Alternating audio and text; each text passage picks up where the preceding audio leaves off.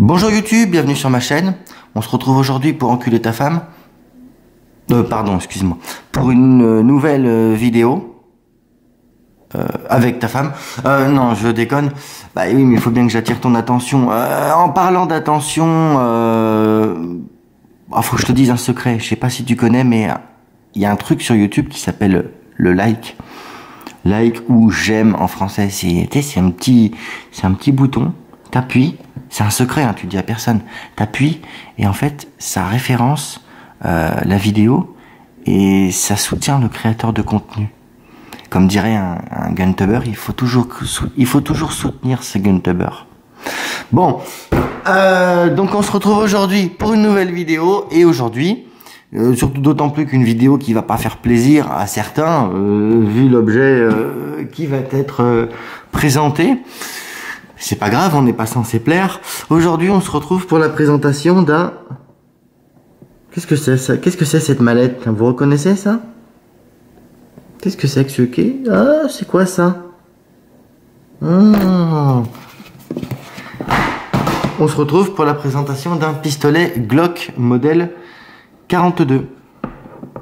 Voilà. Le Glock 42. Vous voulez voir à quoi ça ressemble, hein? Allez, bon, franchement, on va pas faire du suspense. On va pas faire du suspense pour une merde en plastique, hein. Bordel de Bordeaux. Alors, un Glock 42. Et ben ça ressemble à ça. C'est un petit choupinou. C'est l'un des tout derniers pistolets de la gamme Glock, mais également le plus petit pistolet de la gamme Glock.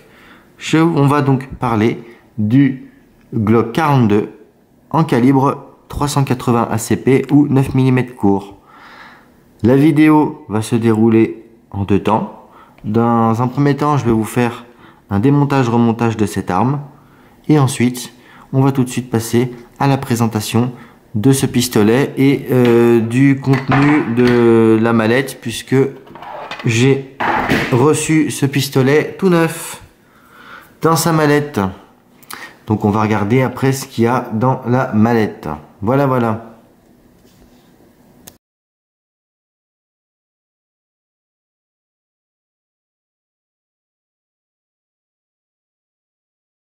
Donc concernant le démontage de ce pistolet, on va pas y passer des plombes. Comment est-ce qu'on fait?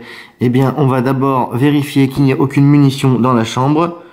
Pour ce faire, on met la culasse en arrière, on retire le chargeur, on constate qu'il n'y a rien dans le chargeur, on constate qu'il n'y a rien dans la chambre, donc ici, qu'il n'y a rien dans la chambre et également dans le puits de chargement ici. On regarde, ça coûte rien. Ensuite, on renvoie la culasse en avant, clic, on percute et tout est bon. Voilà, donc ça se démonte exactement comme un Glock. Vous avez le petit bitonio ici, d'accord, que vous avez de chaque côté. Ça se démonte comme un Glock. On appuie sur le petit bitonio et hop, on renvoie la culasse en avant, d'accord. Vous avez donc la carcasse en plastique ici et vous avez la partie canon, culasse et ressort récupérateur qui est ici. Donc ici vous retirez comme ce faire le ressort récupérateur, vous retirez le canon, tac, et c'est démonté. Vous avez tout ce qu'il faut, vous pouvez faire votre nettoyage de campagne.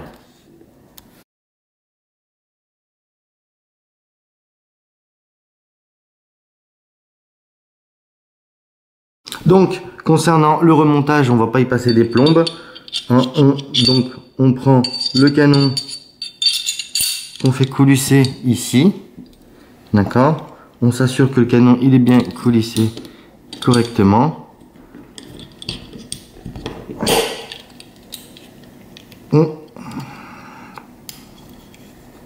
On rentre le ressort récupérateur, on l'insère correctement ici.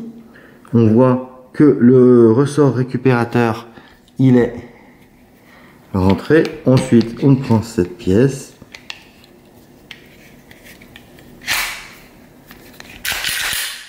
Et on le rentre comme ça. Voilà, on fait un petit mouvement de charge pour s'assurer que c'est bon.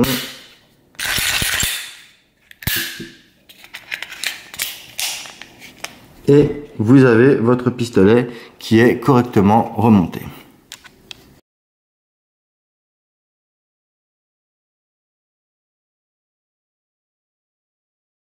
Donc quand vous achetez, maintenant on a vu donc le démontage remontage, on va passer donc à la présentation de ce pistolet. Quand vous achetez donc ce pistolet, il est fourni avec une mallette. On va rapidement regarder ce qu'il y a dans la mallette. D'accord, qu'est-ce qu'on a dans la mallette? Alors, bah on a un pistolet, c'est étonnant. Vous vous rendez compte, c'est dingue. Vous achetez un Glock et dans la mallette vous avez un pistolet. C'est incroyable. Vraiment, avec un chargeur qui est déjà dedans, d'accord. Ensuite, vous avez un deuxième chargeur supplémentaire. Concernant la capacité des chargeurs, vous inquiétez pas, on va y revenir tout à l'heure. Donc un deuxième chargeur supplémentaire. Ensuite, vous avez une chargette. Et ensuite, vous avez un écouvillon. Voilà, un petit écouvillon. Et enfin,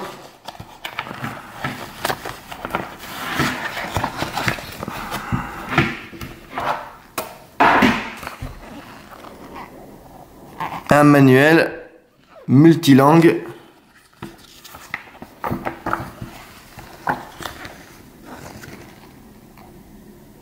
Voilà. On va pas y passer l'année, il n'y a rien d'exceptionnel là-dedans de toute façon. La vérité c'est que ça, pour le faire fonctionner, quand on sait servir d'un pétard, on n'en a pas besoin.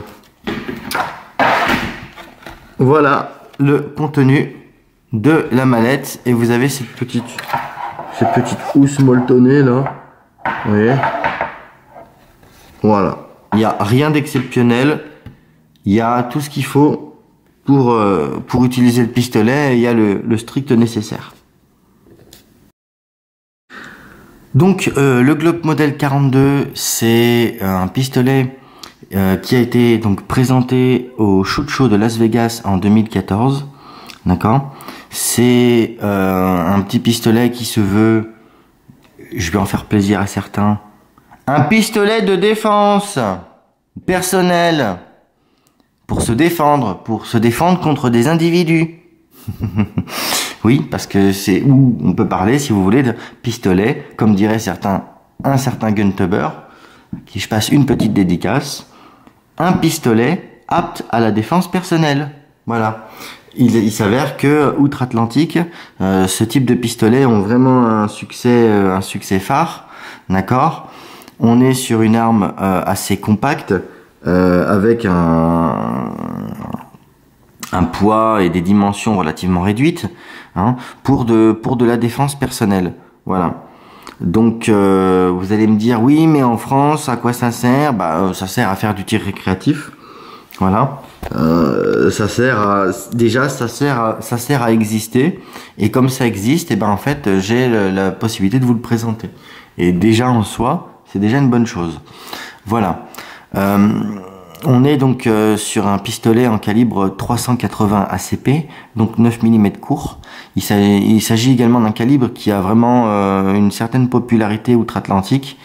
C'est un calibre, si vous voulez, qui a un pouvoir d'arrêt acceptable dans une situation de défense personnelle et qui permet également d'avoir une arme gérable. Hein. Si on avait fait ce genre de pistolet en 9 para, en fait il y a des petits pistolets comme ça qui ont ce genre de dimension approximative. Je pense par exemple au Beretta BU9 Nano, chambré en 9 mm Parabellum. Ouais, c'est super cool, c'est tout ce que vous voulez, sauf que c'est incontrôlable. Mais très clairement, pour moi c'est limite dangereux en fait. Voilà. Là au moins vous avez un calibre, donc le 380 ACP 9 par 17, qui est, si vous voulez, un intermédiaire entre 7,65 Browning ou 32 ACP et le 9 mm Parabellum, voilà, ou 9,19 également appelé.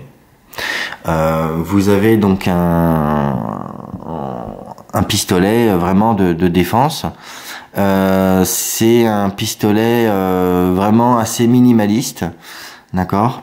Il a des points forts, il a aussi certains points faibles, voilà. Alors donc les points forts de ce pistolet, eh bien c'est que c'est le fonctionnement d'un Glock, hein, si vous voulez. Ça fonctionne exactement comme un Glock, et une personne qui est entraînée, qui est habituée à utiliser un Glock, n'aura pas vraiment de problème pour ce pistolet, d'accord. Qu'est-ce qu'il a comme point faible? Bon, je sais pas si c'est un point faible, mais c'est... Allez, moi je vais dire que c'est un point faible, mais peut-être que ça n'en est pas un. C'est le chargeur. On est sur un chargeur en simple colonne, donc d'une capacité de 6 coups. Voilà. Bon. Un chargeur double colonne, ça aurait pas été plus mal, mais bon, c'est comme ça. On a également en point fort des éléments de visée qui sont vraiment excellents. Je peux pas bien vous les montrer là, mais en fait ils sont fluorescents. Les éléments de visée sont super bien, franchement. Donc en élément de visée, on est sur une hausse fixe et on est également sur un guidon fixe, d'accord. Bon, pour de la défense personnelle, moi ça me choque pas, c'est tout à fait normal. Voilà. On est sur une arme qui pèse 390 grammes, donc on est vraiment sur une arme assez légère. Une arme qui peut parfaitement être détenue là où c'est autorisé, je le précise, par une femme dans son sac à main, donc outre-Atlantique, hein. Moi je vous présente, si vous voulez un objet, il vous appartient à vous de respecter la législation en vigueur dans votre pays. Voilà. Donc effectivement, une femme dans son sac à main, là ça, on est vraiment sur un flingue de bodyguard, hein, faut pas l'oublier. On est vraiment sur un pétard de bodyguard, donc de défense rapprochée, quoi, hein, de garde du corps ou de défense rapprochée. Et si vous voulez, d'ailleurs, vous me dites dans les commentaires, je pourrais éventuellement vous faire une série. Le problème, c'est que quand on lance une série, on sait où ça commence, on sait pas où ça se termine. Mais je pourrais vous lancer une série sur des concurrents, sur des petits pistolets, on va dire sur des pocket pistoles comme ça, sur des petits pistolets de port discret. Si vous voulez que je vous fasse une série là-dessus, vous me le dites dans les commentaires, si ça vous intéresse, et je vous présenterai des concurrents. Il y a des trucs qui se font, d'autres marques, chez Smith & Wesson notamment, pour ne pas citer, et voilà. Il y a des petits concurrents comme ça de ces pistolets de poche, et en soi c'est si ça vous intéresse éventuellement, je pourrais voir pour vous en faire. Concernant donc le pistolet, il mesure donc il pèse 390 grammes, il mesure 15 cm de long, le canon mesure 10 cm, pardon, excusez-moi. Le canon mesure 10 cm. On est sur un canon polygonal. D'accord, on est sur un canon à âme polygonale. Donc Glock a repris son savoir-faire, hein, a repris le canon polygonal, c'est Glock, hein, à l'origine. Donc ils ont repris vraiment le savoir-faire.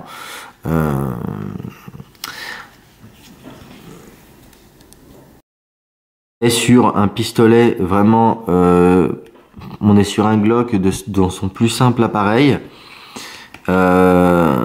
puisqu'il n'y a pas de rail, voilà, c'est vraiment, c'est un mini Glock brut de décoffrage, voilà, ni plus ni moins.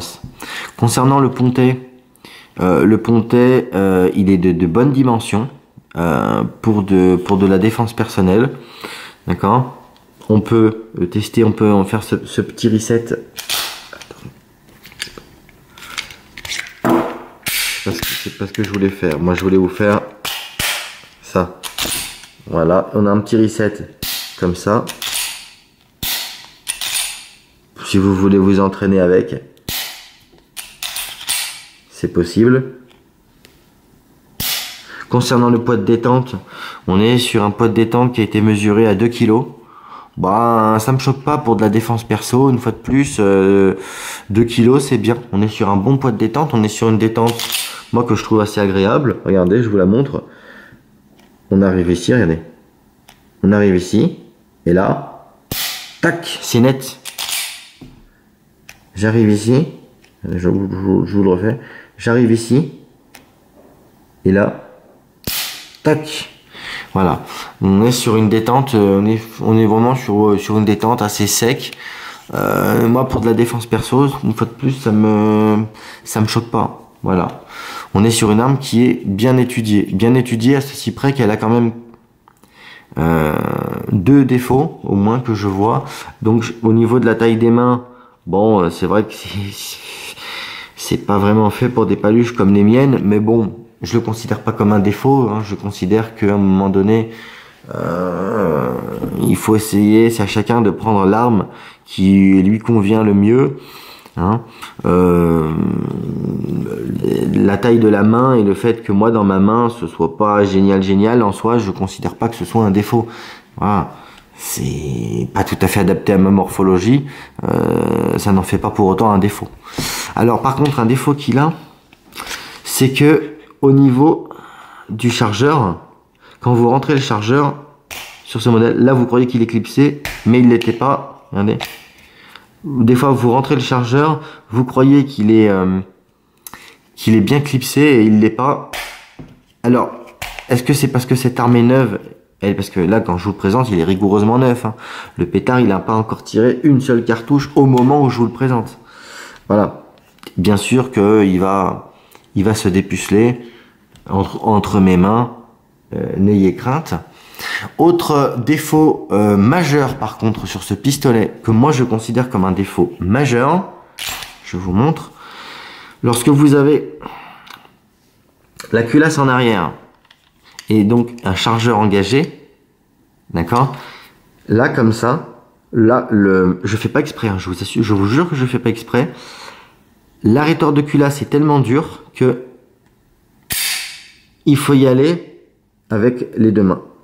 Il faut y aller vraiment avec les 2 doigts.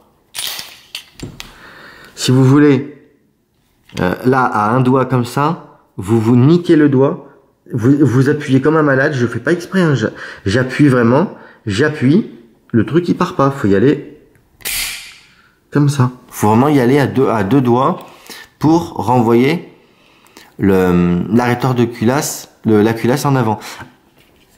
Si vous voulez, alors ça c'est du détail, hein, mais c'est intéressant à savoir, pour renvoyer la culasse facilement en avant, il faut retirer le chargeur, d'accord, et vous voyez, ça repart. Regardez.